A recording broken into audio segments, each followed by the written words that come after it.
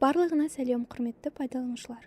Бүгін біз білім класс платформасында мұғалім профилімен қалай жұмыс істеу керектігін талдаймыз.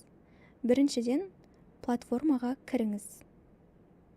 Содан кейін сол жақ мәзірде мұғалімге профиль бөлімін ашыңыз. Телефон нөміріңізді енгізіңіз.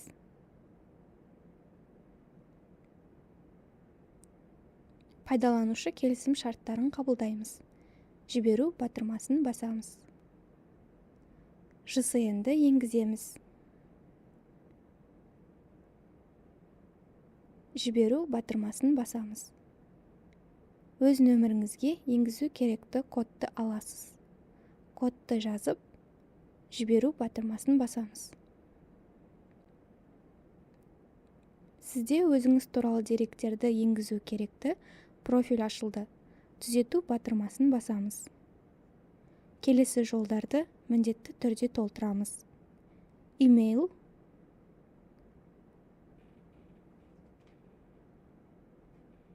қызмет түрі, еңбек өтілі, облыс, аудан, мектеп, негізгі пән,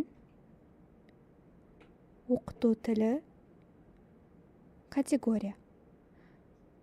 Бұл жолдарды қажетті ақпарат болған жағдайда ғана толтырамыз. Соңғы аттестаттау уақыты, қазіргі сертификатыңыздың түрі, балл, CLIL сертификатының болуы. Барлық жолдарды толтырған соң, сақтау батырмасын басыңыз. Кейін қажет болған жағдайда, сіз өзіңіздің профиліңізді түзете аласыз. Сондай-ақ, профильде сіз өзіңіздің суретіңізді қоя аласыз, және ескі суретті жаңасына ауыстыра аласыз. Ол үшін суретті жүктеу батырмасын басып, файлды жүктесеңіз болады.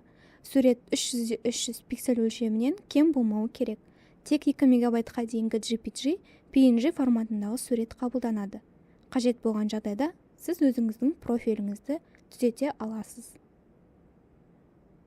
Осымен біздің қысқаша нұсқаулық аяқталды. Барлығына назар аударғаныңыз үшін рахмет.